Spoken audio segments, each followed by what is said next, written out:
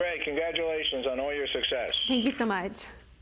Here we go. Hi, Paul Sackis, Good News Planet. I'm speaking to Kiera Cass. Hi, Kiera. Hi. Hi, The Air, book 4 of the selection series. An announcement has been made. Well, tell us, there's a new announcement about something Warner Brothers? That's a company, right? That is a company. Yeah, Warner Brothers Film has just bought the movie rights to maybe make a movie. I'm really excited. I've read the outline for the script. I'm really feeling good about the direction they're heading in. So we'll just see what happens. Well, I'm sure good things are going to happen, as they have been for a while now. And congratulations. Thank you. Your great success. But this is interesting. You leave this in some when people are looking to see something about you. Say, Kiera has kissed approximately 14 boys in her life. Yes, that is true. I once saw a commercial for, I think, gum, and it was talking about how people had approximately 28 first kisses. So I wanted to go and figure out if I had that many, and it turned out I had about half. So that was it. Number 14 was my hubby, and yeah, I'm a happy lady. So then you did find a prince. I did. I found my prince. All right. Well, that's good. That's good news, and we like good news. Yeah. So tell us about The Air. Well, The Air is the 4th book in the selection series. If you haven't read the first 3, they're told from the perspective of America Singer, who is one of the girls in the selection, which is how the prince finds his wife. It's sort of like a live-in interview. The girls come to the palace, they date the prince, they learn about protocol and all of those things. So the first 3 books followed America through her process, and now we're in the 2nd generation at the palace, and Evelyn is the princess. She knows she's going to be queen, and she is having a selection process of her own. So that's where we're at right now. There we go. How do you come up with names? How do you make those kinds of selections? Most of the names that I use are rejected baby names. Like, my husband didn't like the name America. I don't know why, but I loved it. So I gave it to my fictional babies where they're safe. So, and I do keep a baby naming book nearby just in case I can't come up with something. Really, that's wonderful. So, what kind of letters do you get from readers of your work that make you feel good? Oh my goodness. Well, mostly I get tweets, you know, like we talk online. They're so great. Like they talk a lot about the books kind of just getting them through rough times, or maybe it's the book that made them want to be a reader. And those are precious to me, to just be able to give something to particularly young girls like that. That's wonderful for me. What made you want to become a writer? It was accidental, actually. I was going through a really rough season, and I decided to use writing as therapy. So I gave my problems to a character to see what she would do. And it just gave me a lot of clarity, a lot of room to think. And once I started doing that, other people showed up in my head, and what they were going through was way more interesting. So I wrote their stories instead.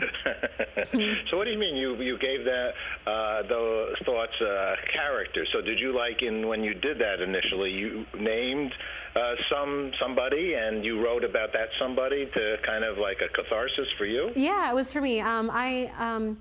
Well, just to share, I live currently in Christiansburg, Virginia, but at the time of the shootings at Virginia Tech, I lived in Blacksburg, right down the street from the school, and my husband worked on campus at the time. My best friend lived on campus. We went to a campus-based church. All my friends were students. So I lost people I knew, and it was just a really rough thing to go through. So, you know, I had a lot of fears, a lot of thoughts about life and death, about struggle, about faith, about love. And so I could not deal with all of the anxiety I was having. So I gave those to someone else. All right. And with that, you sort of healed yourself, you feel? I do. I feel, you know, I mean, it's taken a lot of time, but that was really the starting point for me, because it was about the first anniversary that I started writing, and that year was really dark. And you know, it didn't fix everything, but you know, I believe in God, I believe in Christ, I believe that this was a lifeline, and I'm not sure I would have gotten through that season without this. Like, it really helped me stay afloat. This is a nice quote on your behalf by the School Library Journal. Fairy tale lovers will lose themselves in America's alternate reality. Geez, that's a beautiful thought, right? It is a beautiful thought, and that's one of my favorite things. Like there are some authors who write incredibly beautiful books, that the kind of books that win awards and like do huge things. It's like all I really want to do is make a place for someone to hide for a little while, where you can just pause and breathe for a minute. And it seems that I've managed to do that. I get that back from readers. That makes me really proud. What would you suggest to a young person about becoming a writer? I would say to read everything, even things that you're not excited about, because that's good for you too. Master grammar and all of those things while you're still in school. It's very useful information.